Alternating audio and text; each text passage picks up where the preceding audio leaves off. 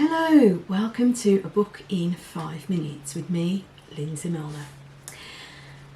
Today I'm looking at a book called The Influential Mind, and it is by Tali Sharot, subtitled What the Brain Reveals About Our Power to Change Others.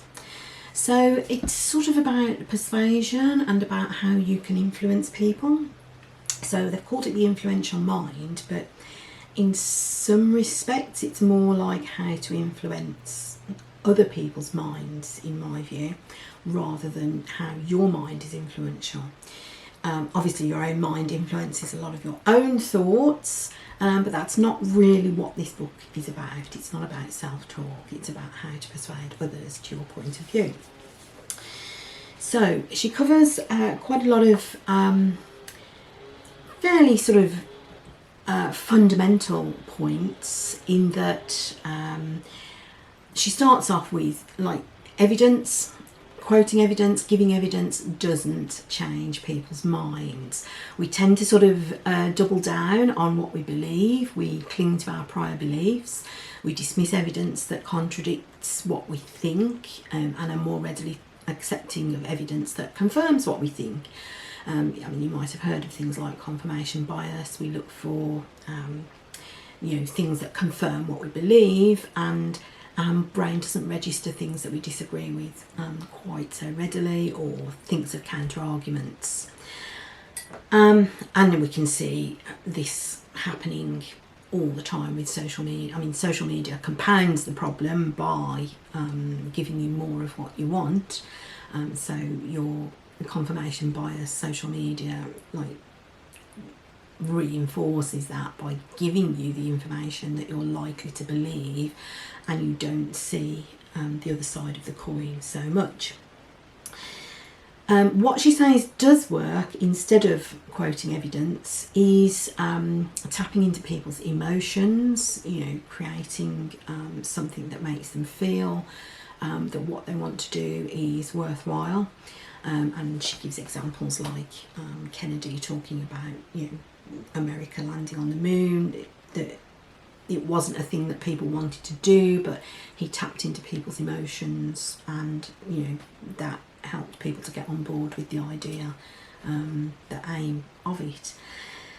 She also says that incentives work better than scaring people into action, so threats don't tend to work. And she also points out that our minds behave differently when we're under threat.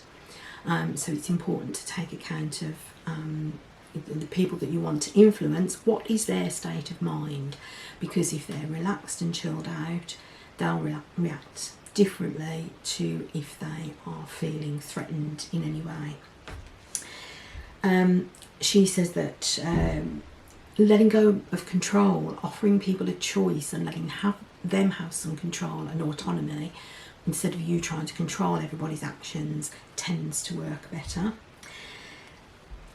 She makes an important point about curiosity. She says that often we don't want to know. We want to sort of live in denial and not know the bad news and not face up to bad news. And again, there she gives an example of people who can have a test to find out if they've got a particular life-threatening illness, and quite a high proportion of people decided not to go for the test. They'd rather remain in ignorance, even though if they had the test they could then take some action to deal with the problem. I'm great at denial. No, don't tell me.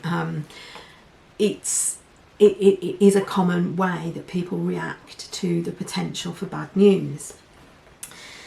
She also makes a good point about how we copy other people's behaviour, and sometimes that's a good thing. We can role model the behaviour that we want, and people will follow on and copy that behaviour. But sometimes the wisdom of the crowd isn't that wise. And it's important to have a look at, is there a significant minority saying the opposite, because sometimes that might be the correct way to go. So all in all, it's an interesting read. I think to sort of pick up these tactics and work with them and use them in your life maybe requires a little bit of applied thinking. There isn't much of the sort of how to apply this knowledge once you've got the knowledge, but it is definitely a worthwhile read. It's quite readable, it wasn't hard work. It's a few years old now. I think it was published in something like 2017. So I think it'd be interesting to think about, you know, that sort of use of evidence, and think about the coronavirus and, you know, how people react to the thoughts of lockdowns and vaccines. Might be quite interesting to consider that, because of course this predates all of those problems.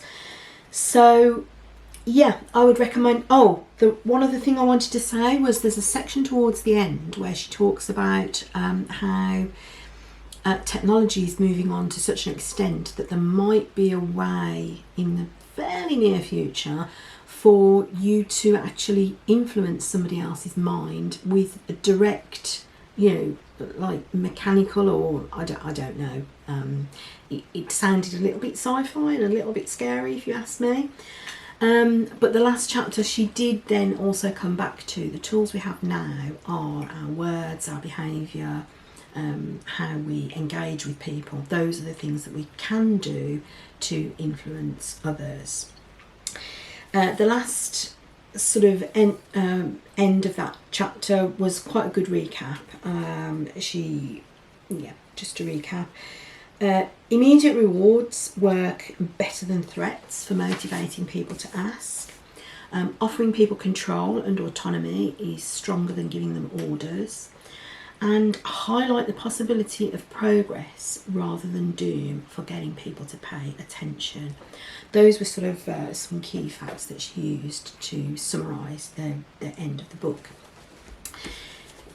Influential Mind, What the Brain Reveals About Our Power to Change Others, and it was written by Tali Sharot. She is a psychologist, she might be a neuro scientist, something like that anyway. So yeah, it's well written, interesting read, lots of thought-provoking information. So yeah, give it a try. I'd recommend this book.